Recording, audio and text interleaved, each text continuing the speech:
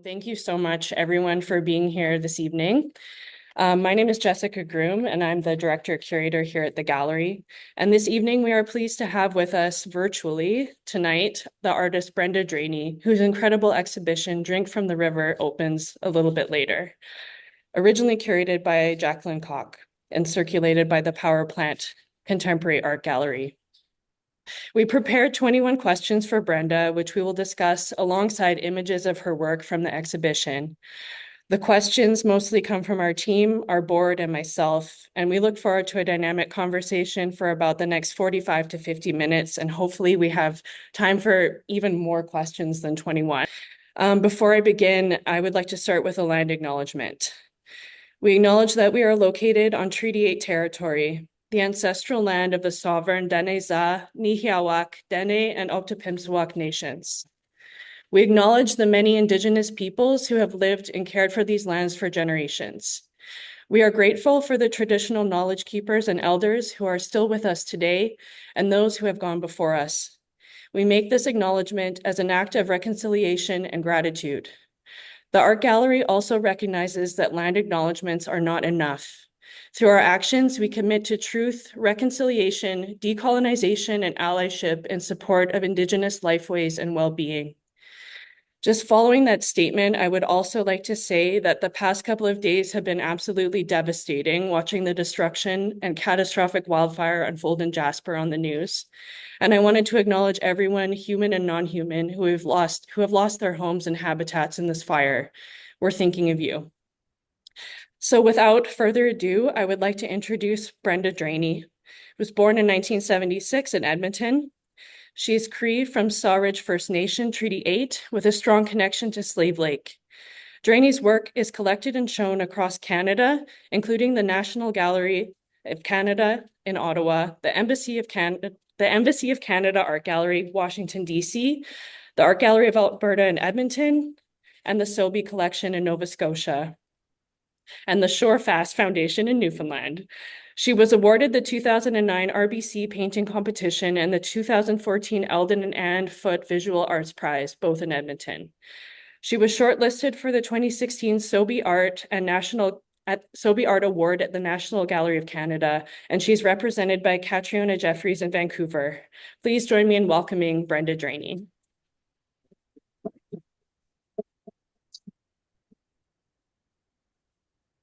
Also, before I get started, I would also like to say that the exhibition and the talk tonight are generously supported by Chris and Marie Quinn, who are here in the room with us. So thank you so much. They're asking for their special sashes, but I unfortunately don't have them. And also the Pomeroy Hotel. Thank you so much. And now I am truly going to start this presentation. So thank you, Brenda. Thank you for being here. No, thank you very much. We're going to jump right into it. So the first question is one that I actually thought about because the first time I ever saw your work was in 2009 when you made this painting. Aim is important. And I wanted to ask you about how you use titles in your work and what your process is for that. You know, it's funny because you and I were talking earlier. This painting was made during a time when my titles were quite lengthy. This used to be called Aim is Very Important. And I also had a painting called She Was Getting Lettuce. And I had all these long sentence kind of titles. And actually, Ken Lum was at the Banff Center when I was lucky enough to get a critique. And he started laughing at my titles. And he said that they were too long and I needed to make them shorter. Sorry. No, what were you going to say? I was going to say, I think for us, when we were installing your show, the thing that really stood out was that the titles of the work stuck in our brains and we really couldn't stop. We remembered them immediately, which is funny in an age of completely forgetting everything all the time from one moment to the next. So I found it interesting, like how well the titles stuck. Yeah, so like I was thinking about this question earlier, and I think it's like I sort of have the idea of what I want to say. And then now I try to carve away everything. I try to keep it a single word if I can. One word that will be evocative. And I think it matches the sort of succinctness, the kind of would you call it efficiency or something of the paintings, how uh spare they are, and then you get this one word, and I feel like it's like a bit like a shot, you know? Um, yeah. I also thought about the artist Martin Creed and how he changes the titles of his work over time. And I was also wondering if that's something that you do. Yes. Yes, like, Definitely do that because there's those earlier ones, like I said, that they don't have those titles anymore. yeah, And yeah, even now I've kept some untitled, and then later on I'll think of a title for it. Some of the paintings, well, you know this, like you've probably been halfway through, partway through a painting, and you already know what it is. You already know what it's called. It's so clear. right, which doesn't always happen. Not always. So the other one, then you kind of have to let it sit because I think the word's got to show up. It can't be searched for. That sounds a little cats and crystals, but do you No, know what that's I mean? okay. That's okay. It's good. It's good. Um, we're ready for the next question. So, what is the significance of the colonial revival pattern in your work? And for those who don't know, you will know when you see this. Mm. So this sofa, I would say, is pretty ubiquitous in a certain economic class, a certain era, a certain time, and that's for me. So it felt like everybody I knew had one of these couches. And the strange thing is, it was always and it's always that same kind of palette or a similar palette. So it almost looks like the same sofa, but they vary. And this pattern and style of sofa, the sort of rounded backs and scrolled arms, all of that is called colonial revival. And I thought, you know, that's kind of an apt or like a dark joke or something. Yeah. And oh, I have to say, at the time, while I was working on these paintings and thinking about them, uh, I went to BC and I stayed with Brian Youngin, and we were hanging around and talking, and I was helping him on a mission, but he could tell me nothing about, except that we were going to thrift stores and looking at old leather couches and old leather chairs, and he was trying to get as many of these as he could. And of course, now we know because it's in front of the AGO, isn't it? His couch monster. Mhm. So there's this giant permanent public sculpture called Couch Monster, and it's this creature that was made of all these bits of sofa. So I think that had me thinking about that kind of domestic space, and how something domestic can be like a monster, like this sort of thing. Um, and also, I like that it calls out a certain class to me. Like, and that's where I come from. So that was the other thing I sort of want to talk about, stay in my lane, talk about where I know and where I'm from. It might be even reflected in the wall paneling behind the. Yeah, and that's the other thing. Both for me, immediately I can smell them. And that and that's something we were also talking about as we installed the work is I think that that's again, it's like this ability for the painting to access that part of your brain that then yeah, conjures memory of some kind, whether it's smell or something like this, which also reminds me of watching The Price is Right on my friend's grandma's couch, called in sick from school. So, Yeah. And so that, but also I wonder if I think about a little like the reclining nude, the reclining woman. So you have these chairs and a person there, but it's not, that figure doesn't have the sort of idleness and relaxation of a reclining nude. no, not at all. Tense, I would even say. Yes, because you've got the cops in your house, Yeah. and that's another socioeconomic Yeah, marker. absolutely. And we didn't even Like, talk about them yet. yeah, Jeff Bezos is not going to have cops in his house. Exactly. None of those things, I guess. Yeah. Can you elaborate on the space between a secret and a mystery? And I want to give this a little bit more context. So, this is a quote from you from Canadian Art, where you described the unpainted areas in your paintings as the liminal space between a secret and a mystery. Yeah. Am I? I would agree. I would agree with that statement, Yeah, but I wouldn't say that that's exclusively that. I think I'm also an unreliable narrator.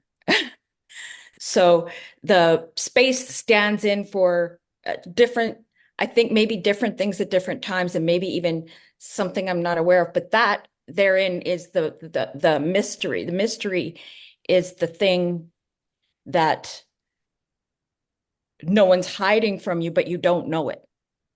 Do you know what I mean? So yeah, this feeling that um, there's this thing that's unknown to me, to you, maybe a part of who I am. I don't understand it myself, and so I can't communicate that to another person.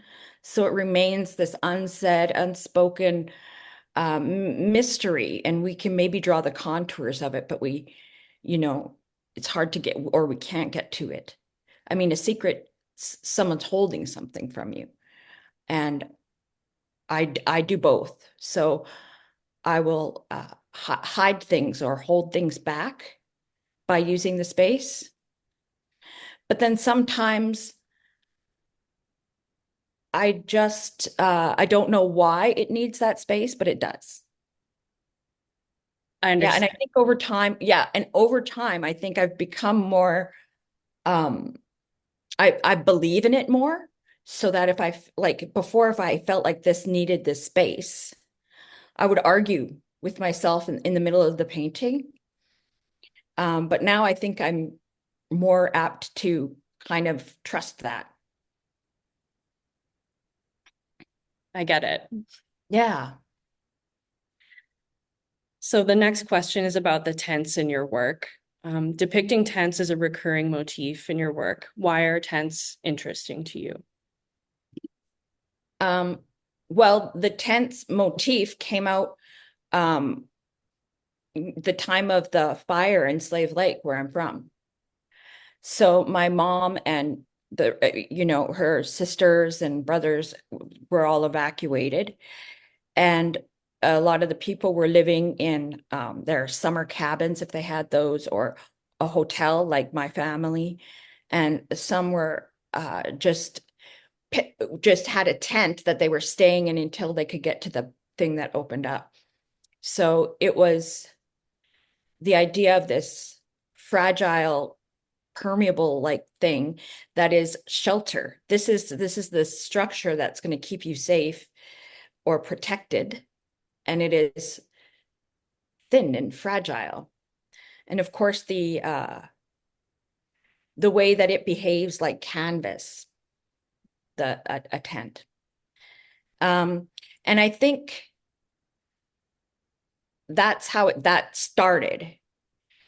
And I started to think about this idea of a hard structure holding something relatively fragile, and the way that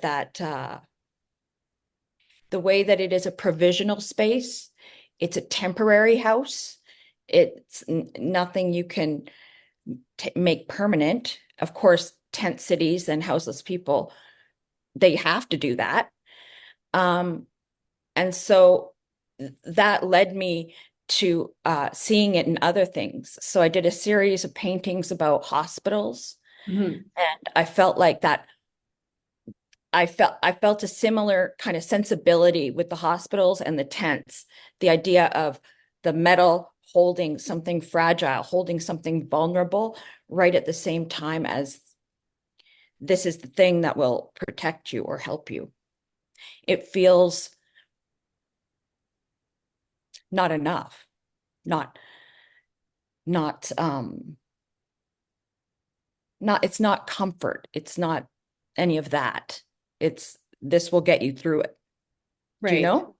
I do. And I think it's also an interesting space, again, thinking about class, where they're an item of leisure for somebody and a home for another. And Yes. so I think you've got, both of those signifiers in there.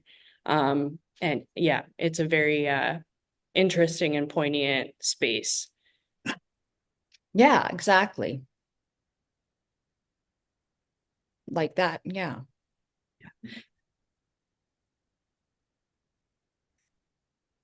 So the next question is, I'm wondering if you can talk about any of the clues in your work that would be specifically for small town Alberta. Well, honestly, I think the colonial revival is one that the small town people kind of get it. You get it. I think what else would there be? I think there's lots of things. Like I think basement party. Mhm. Um, when you see that the basement has like a gun rack and a mattress and a clothesline, this is a multi-purpose basement, and the kids are drinking in there, and that's small town Alberta to me. Like that, I went to those parties, and also I guess I feel like I want like no, I shouldn't say that. I don't know. But I have a painting, for example, that I've called Bear Trails. Yeah. And if you know, you know. But I like that idea that if I'm not, um, maybe I am sometimes talking directly to my people, and I don't just mean Cree people. I mean Northern Albertans, small town Albertans. This is a specific place. And And if you know, you know. if you know, you know. So I do think I keep those things in there. That kind of specificity helps me ground the work in the place that I am in. And I like to think that if you are also from a small northern town, I'm calling you out, right? I think so. I think you're right. Yeah, so you can feel it like, yeah.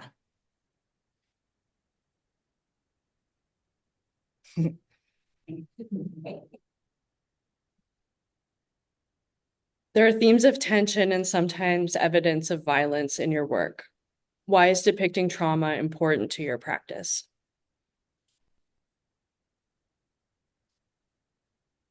Yeah, that's a tough question. Um, well, I think I I maybe began this kind of avenue of investigation with my painting. I maybe began it, well, I did. I began with photographs, family photographs. Um, and that led me to thinking about memory. And I think,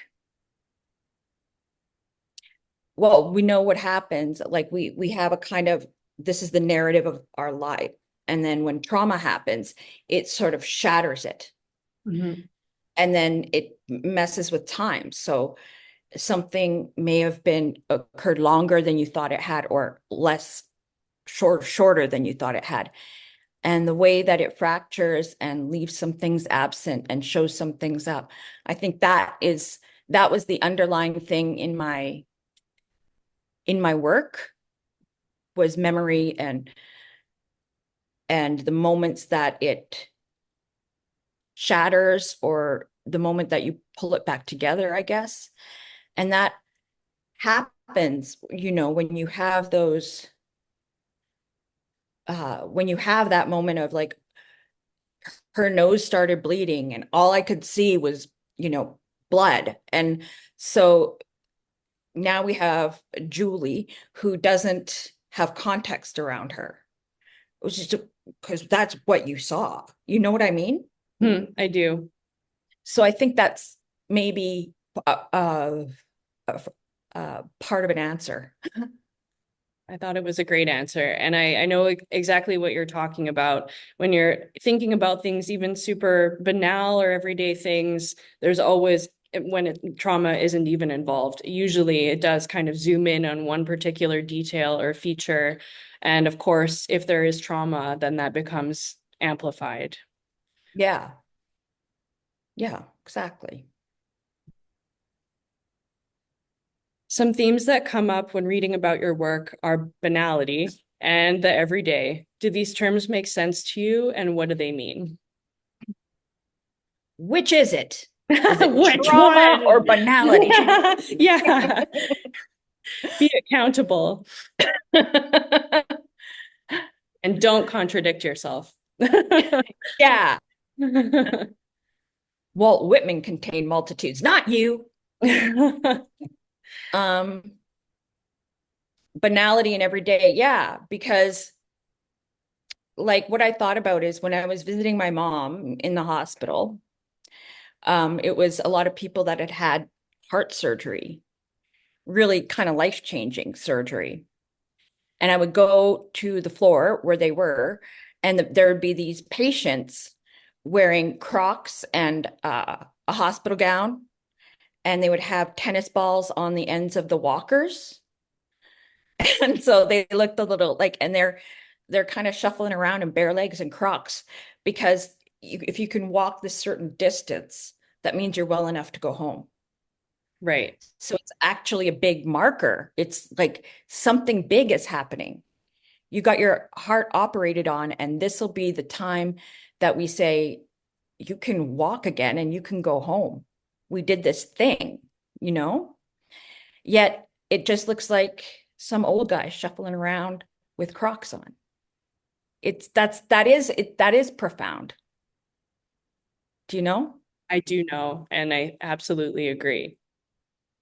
Sometimes I think it's hard um, to recognize those moments. And I think that that's something that, of course, is a big part of your work. What it's all about is drawing attention to that and then making that resonate or sink in even more. Which is something I think as we're going through life, it's really easy to forget about those things, but they're there and they're powerful. Yeah. Was it George Carlin who said we were here to fuck around and don't let anybody tell you different? Someone else will have to confirm, or I don't know. That's a quote, and I don't know if it's him or Burroughs, but yeah, I think Anyone? about that because when I'm sitting hanging out with my cat and we're bored, it's like this is really the stuff of life. This is it, you know? I do. And this is one of the hospital paintings that you were Right. referring to. Yeah. Yes, exactly. This big Yeah. frame. And again, the title. I mean, you explained it all when you were just speaking about it, but it is theater. Yeah. Many of your artworks look at a memory, sorry, yes, look at memory, family, and place. How have these themes changed in your work over time?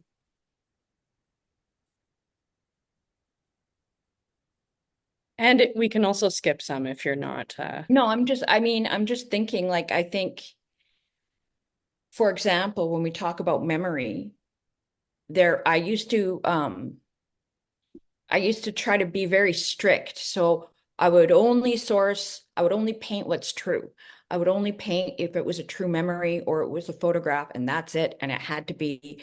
And I'm only thinking about this specific memory, and I won't paint anything that actually wasn't there. Right. So that's another place where the absence, all the space came from. And I think now my my reasoning is a little different. Like I think that I'm trying to still tell a story, but I've allowed myself to be, an unreliable narrator. Mhm. And so I've allowed myself to put somebody stands in for somebody else or something stands in for someone else. And so it's changed in that way, this memory. Um, I think, and I think that changes then, dominoes, right? Because then what what constitutes is this a memory or just another idea that I have? Is this the photograph that maybe this isn't my photograph or my image, but it's showing things that are resonant with something I want to talk about or remember or say. And so uh, now family is there, but family is opening up and it becomes broader, I think. When I And when I had read that you didn't paint anything that wasn't true or wasn't something you remembered, I remember thinking, wow, that is such a commitment, and such a limit, which I'm also very interested in limits and restriction. But I kind of wondered how that worked for you. it was a good exercise. And it's good to give yourself, like, I think as an artist, you're going to have times where you give yourself limits and you give yourself a little restriction, and it helps you to distill what you're really on about. Um, but then I think I'm glad that I knew to loosen it up, Yeah, that it didn't need to be, um, it didn't need to be so strictly some kind of idea of true, which is funny anyway. it is. You'll never get there, I guess. Just the facts. That's all I'm painting. You Just can't like, you heard it here first, the fact. How do you balance making art that is very personal and how with how the public sees it? Are there any pieces that surprised you and how people reacted to them? yes. Um, I I I really try to like be as Joni Mitchell in an interview, she was talking about this moment where she started to become famous and she started to become known. And so she said she felt a responsibility to become even more vulnerable, Hmm. to try to be even more real and honest. And I think about that part, this because I thought I was being personal in the beginning with the family photos, but I realized still that, maybe there was still something in between. And I'm maybe even though it's getting further from fact, it's getting closer to true or closer to honest because I'm able to go to trust my own imagination and experience and not just the facts of the documents and the images. My sister went to an exhibition that I had a long time ago. And of course, she's seeing pictures and paintings of our family. So she looked at a painting and she goes, "Oh, I know who that is." And she named our aunt, like, this is definitely who that was, and you did it at this time. Like they were depicted during this time. And I said yes, but she was not right. Right. But you can let her have it.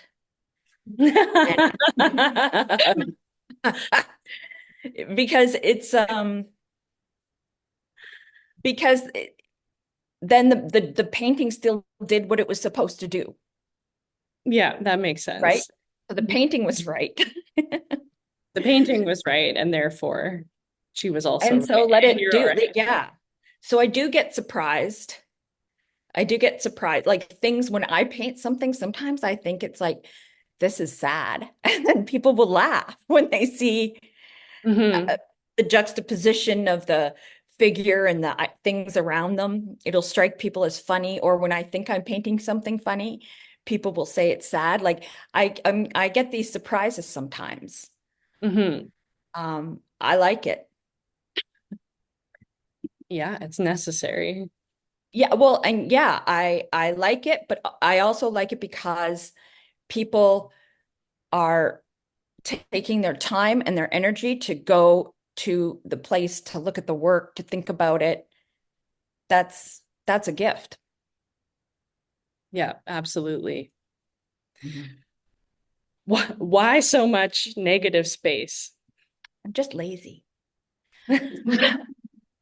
I don't believe it. No, I think, you know what? I have been learning tarot. And so I've been reading up on, the symbolism and the images.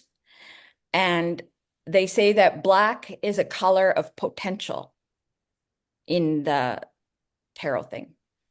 And so I thought about that. I thought about there's an artist that I admire, Catherine Burgess, and she's a sculptor from Edmonton, and she would take these ellipses or discs in a really dark metal, so they read black, and place them somewhere, and it would just change. It would become a void. And I think what I'm doing is kind of the flip side of that because it doesn't have that same potential as if I had painted it all black. It's got something, yeah, it talks about something missing and it talks about, Hmm. yeah, like seeing the tabletop under a puzzle. That's a very good way of putting it. I just thought of that. Well, good thing we're recording. Can you talk a bit about the piece called Scroll One? It started in 2016, and I understood it to be durational. Is it still going, and what led you to make this piece? Yeah, I think when I get it back, I'm definitely going to still be working on it. Um, well, what had happened was I was subletting someone else's studio space in Edmonton. So I finally had a studio, but it was not really mine because there's a bunch of stuff there and you can't, you know? So it was provisional. And so I started to think about what I could do in this space. Like I'm just sitting here, like what's going on? I don't know if you had this, but like your first time having a studio that's not in your house Yeah, and you go to it and you just sit yeah. and it's like, am I working now? Sort of trying to figure it out. And that's when I remembered I had this um, fax paper. I think it's fax paper or something from my mom. She gave it to me. That explains a Uh, lot. Yeah. yes, yes. I used to go to her work after school and she would give me paper and things, office supplies. She knew I loved to draw and things. So she gave me this fax paper. And it was so special to me that I carried it around all these years and I never drew on it or touched it. Just like a crisp roll of fax paper. And so it seemed like a good idea to start that in this provisional space because I could roll it up and take it with me. That's, I think, Hmm. one of the things I think is a little bit magic about paper, about drawing, is the way it can be secreted. When I think about works on paper and drawings, I think about, you know, kids making a secret drawing and having it in their binder somewhere, or, um, you know, rolling up like a pretend map or something. Those are kind of the magic parts of uh, drawing. And also, I mean, the thing about using, like, okay, you got the fax paper, but why are you still using it? Because there's something that happens, there's work that happens on provisional material because you're loose. There's, you know what I mean? Well, Yeah, Jessica, you're not worried about ruining something that was really expensive just to prepare, yeah. oh, like a canvas. It's fax machine paper. Yeah. So you just do it and keep going and just keep going. Yeah. And I kind of liked that looseness. I think it let me kind of figure some things out. This is a little detail. How do you negotiate the memory or image in your mind with the painting itself? Do you find it difficult for the painting to satisfy or serve the memory? We might have touched on this a little bit, but Yeah. I mean, there are some paintings I think I felt like there's one or two paintings, very rare, but one or two paintings where I'm like, I fucking nailed it. I got that memory, you know? But more of the time, it's like a talisman or something that I've made, a marker for that memory. So there's a satisfaction in that a little bit. Like that memory did exist, and or that idea existed, it's here and now I don't have to carry it with me. There's a little bit of that sometimes. Mhm. Like a to-do list, and then you do one of the things and you don't have to remember buy bananas for, like, you know what I mean? It's taken care of. You've Yeah. addressed.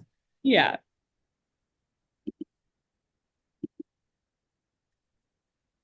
I put these ones after because to me they really like I mean they feel very specific and particular in terms of memory and just yeah, it almost to me it feels like you really nailed it on those on cut and accord. Yeah. Thanks. If you could have a child or youth take one idea away from your show, what would that be? And is there a particular work that speaks to that?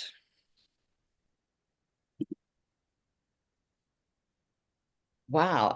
A young person. I'd have to know more about this young person. Are they ne'er-do-wells? Are they I'm potential just artists? I'm looking for the person who asked the question. What kind of a young person, Gary? I think a small town Albertan young person. A small Mm. Your stories are important, and your stories and the way that you grew up, that is unique to you. No one else has that. So value it. It's important. It's a great answer. Yeah, because, you know, I think, people want to pretend that they're from a big city, or they know this and they're so expansive or whatever. But I think the magic of the work can happen when you don't when you tell the truth of who you are and where you came from. Because I think if you start to lie about those things, lie about who you are, or, not tell the truth, I think you deny yourself something. You deny yourself a feeling about that, your history. Yeah. How does the term haunted resonate with your work? I can give a bit more context as well for that question if you'd like. Yeah. Okay. So in the exhibition catalog, it comes up several times that the exhibition space or the space in your paintings feels haunted. And I was just wondering how you felt about that. That sounds terrific. Okay, good. Because it sounds like this space is, I wasn't just relaying information, that I could imbue it somehow with my hand, with painting. So, and I hope for that, because I do think like that screen door is kind of heavy with the memory or something, right? Um, Yeah. yeah, I can hear it. Mm-hmm. Yeah. I can also So hear it. Yeah. I guess I would say that, I mean, that haunted.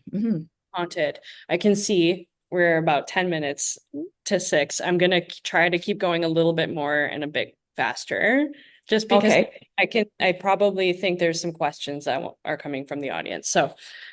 So this is also when we very quickly touched on, but there are a lot of police in your work. Why is that? Because I'm talking and thinking about systems and structures that are built to help us, or they, on prima facie, on the surface, they seem to be built to help or assist us. But in doing what they do, they can do harm or damage or be in unhospitable and unsafe place for somebody who is vulnerable.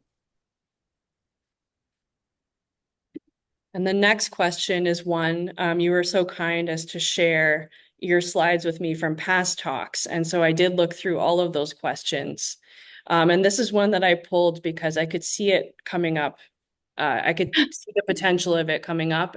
And I wanted to just put it out there. Does being Indigenous impact your work, and why is that a dumb question?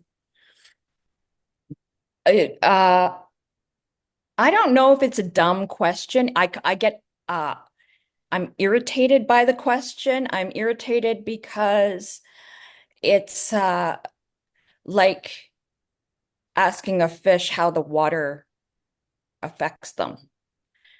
Like, I don't know. I'm in it. I'm submerged. That's where I'm coming from.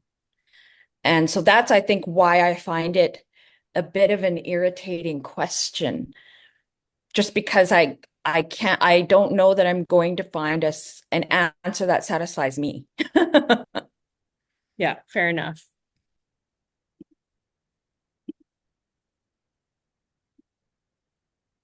How much is enough? How much is too much?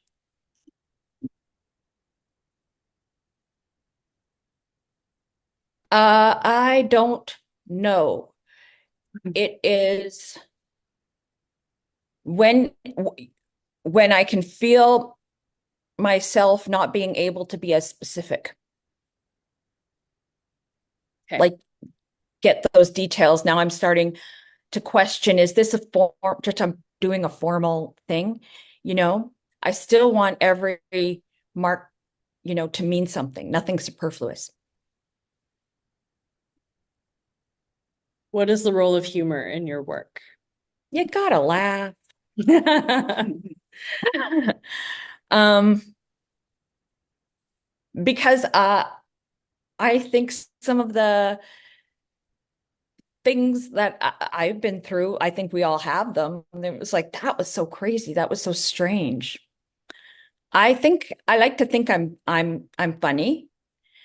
And I think that there is an edge on that humor when it is in the work. But I honestly, I don't try to make a funny painting. Yeah, I can't picture that actually. No, That's you can't. that's I think that's A clear. guy slipping on a banana peeler. Yeah, you can't. No. So this is the story is first, the Oh thing yeah. is first, and then you might do something that, oh yeah, I guess that is right though. Mhm. We're almost there. We've got a couple more. I think we can do it. Your paintings often tell complex stories. How do you choose which stories to tell, and how do you include these stories in your art? Can you go back to that question? I can. Your paintings often tell How do I complex. choose? Yeah. Um, well, I choose because it's particularly resonant with me. It's something I'm thinking about. It's something on my mind, something that stayed with me. If it stayed with me, there's probably a reason.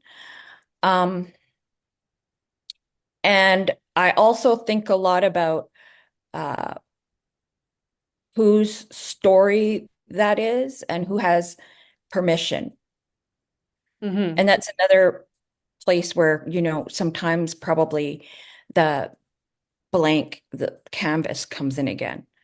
Because I don't think I can tell everybody's story. I don't think I can, I I wouldn't, you know, want to, for example, start painting, the people who are going through war in the Ukraine. That's very serious. It's very important. And I don't have any authority there. So I don't want to do it. So I think that's what I think about. Yeah. That makes sense. And I think this might be, there's two more questions. So Mhm. is the work dresser also a map?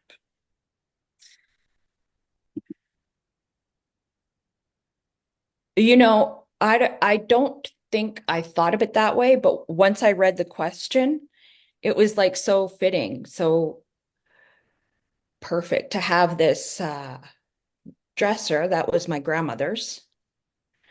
And I have memories. She was sort of fancy, so she had gloves and matching scarves and, you know, powder and all this stuff. And so I used to love going through her drawers and her clothes and her hats and all her stuff. So I think it's kind of nice to think about mapping it this way and then mapping it downward, like uh, it's encasing kind of maps. That's sort of nice. How do you balance, and this is just to end it, from a completely poetic question to a very rational one. How, Yes. how do you balance the creative aspects of your work with the business side of being an artist? I would do that really badly. I, for a long time, I was not represented and I was doing it all alone. I have met Robert now and I have him in my life and he takes care of a lot of the logistics and emails and communication and all the things around. So that leaves me very, very privileged to be able to kind of put some stuff out of my mind and free up that time and do the painting. But that's not an easy balance to strike. Many artists have to do that.